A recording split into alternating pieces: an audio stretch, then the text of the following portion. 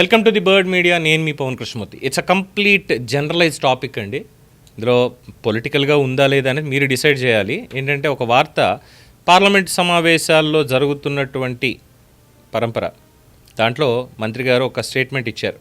Bank ఖాతాల్లో ఎప్పుడు minimum balance ఉండాలని, ఆ మొత్తం లేకపోతే బ్యాంకులు ఛార్జీలు వసూలు చేస్తాయి అనేది అందరికీ తెలిసినటువంటి విషయమే. కాబట్టి ఇలాంటి ఖాతాల నుంచి బ్యాంకులు పెద్ద మొత్తం వచ్చేసింది అంటూ ఆర్థిక శాఖ సహాయ మంత్రి పంకజ్ చౌదరి గారు స్టేట్మెంట్ ఇచ్చారు.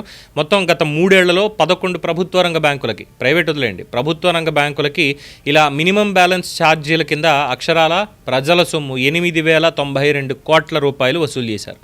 ప్రజల నుంచి మినిమం బ్యాలెన్స్ లేదని 8,092 కోట్ల రూపాయలు వసూలు చేశారు.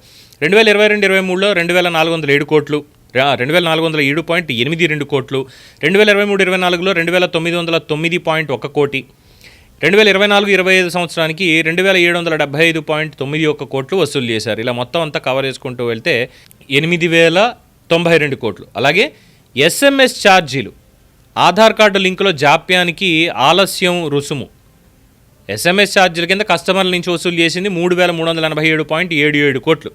పాన్ కార్డ్ ఆధార్ లింక్ చేయలేదు అన్నదానికి ఆలస్యంగా చేసినటువంటి దానికి రుసుము 2,335.75 కోట్లు. ఆలస్యంగా రిటర్న్లు దాఖలు చేసినటువంటి వారి నుంచి ఫైన్ రూపంలో, బ్యాంకులో కూడా రిటర్న్స్ దాఖలు చేయాల్సి ఉంటుంది కాబట్టి ఫైన్ రూపంలో వసూలు చేసినటువంటిది 7,664.94 కోట్ల రూపాయలు వసూలు చేశారు. ఇది లోక్సభలో మంత్రి గారు వెల్లడించినటువంటిది. ఇక్కడ సామాన్య ప్రజలు మాట్లాడుకోవాల్సినటువంటి మాటలు మనం మాట్లాడుకుంటే, అడగాల్సినటువంటి ప్రశ్నలు మనం అడిగితే, సమయానికి మనకి జీతాలు పడుతున్నాయా? బ్యాంకుల్లో కటింగ్లు లేకుండా కరెక్ట్గా పడుతున్నాయా? ఎస్ఎంఎస్ ఛార్జీలని, లేట్ అని ఇవన్నీ వేస్తున్నారు.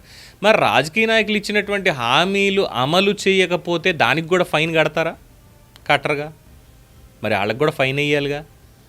ఏది మినిమం బ్యాలెన్స్కి 8,000 కోట్లు వసూలు చేస్తే లక్షలాది కోట్ల హామీలు ఇచ్చేసి ప్రజల దగ్గర ఓట్లు వేయించుకొని ఏడాదికి ఏడాది నడిపించేస్తున్నటువంటి రాజకీయ నాయకులు, ప్రభుత్వాలు, మరి వీళ్ళెంత ఫైన్లు కట్టాలి ఏంటి? తర్వాత బ్యాంకుల్ని మోసం చేసి, స్కాములు చేసి దోచుకుని వెళ్ళిపోయినటువంటి నీరవ్ మోడీ, మెహుల్ చోక్సీ, విజయ్ మాల్యా, మరి ఇలాంటి వాళ్ళందరూ కన్నం పెట్టినటువంటి బ్యాంకు సొమ్ము అంటే ప్రజల సొమ్మేగా. వాళ్ళకి షూరిటీలు గీరిటీలు ఏది చూసి ఇచ్చారు? బ్యాంకుల ఆస్తుల్లోంచి ఇవ్వలేదుగా, ప్రజల డిపాజిట్లోంచేగా ఇచ్చింది. మరి వాటికి ఏం చెప్తారు? బ్యాంకు ఫ్రాడ్లు. మరి వాటిల్లో సొమ్ములు పోతే ఏం చెప్తారు? అవన్నీ ప్రజల సొమ్మే కదా, దాచుకున్నటువంటి వాళ్ళవే కదా. మరి వాటికి ఏం సమాధానం చెప్తారు? కానీ ప్రజలు మాత్రం చాలా చక్కగా దొరికిపోయారండోయ్. ప్రజలకి లోన్లు ఇవ్వరు సరిగ్గా. చాలా అంటే చాలా లోన్లు అయితే ఇవ్వరు, దానికి 1,00,000 కావాలి. కానీ దోచుకెళ్ళిపోయేటువంటి వాళ్ళకి మాత్రం లక్షలాది కోట్లు ఇస్తారు. వాటిని రైట్ ఆఫ్ చేస్తారు. రుణాలు బడా పారిశ్రామికవేత్తలకి రుణాలు రైట్ ఆఫ్ చేస్తారు. దానిని ప్రశ్నించకూడదు. వాళ్ళు సర్వీసులు సరిగ్గా ఇవ్వరు. Suppose for example UPI transactions చేస్తున్నాం మనం, లేదు ఒక పేమెంట్ చేసాం, యూపీఐ ద్వారానే ఒక పేమెంట్ చేసాం. ఆ పేమెంట్ చేసినటువంటి దానికి అమౌంట్ మన అకౌంట్ నుంచి డెబిట్ అయిపోయింది, కానీ అవతల వ్యక్తికి క్రెడిట్ అవ్వలేదు, బ్యాంకులోనే ఆగిపోయింది. వారం రోజులు పడుతుంది మళ్ళీ మన అకౌంట్లోకి రావడానికి. వారం రోజులు పడుతుంది. ఈ వారం మన డబ్బు ఎక్కడికి వెళ్ళిపోయింది? సిస్టంలోనే ఉందిగా, ఎక్కడికి వెళ్ళి ఎవరి అకౌంట్లోనే పడలేదుగా. మరి ఈ వారం జాప్యానికి ఫైన్ ఏమైనా కస్టమర్కి ఇస్తారా? అమ్మో ఇలాంటివి మాట్లాడతావేంటి? బుద్ధి జ్ఞానం లేదా? మాట్లాడకూడదు ఇలాంటివి. బ్యాంకులను అసలు ప్రశ్నించకూడదు, ఇలాంటివి అసలు ప్రశ్నించకూడదు. మన మధ్యతరగతి కుటుంబాలను ఏదో పోషించుకోవడానికి, ఓ బండి కొనుక్కోవడానికో, ఓ టీవీ కొనుక్కోవడానికో, వాషింగ్ మిషన్ కొనుక్కోవడానికో లోన్లు తీసుకుంటాం, కన్జ్యూమర్ లోన్లు.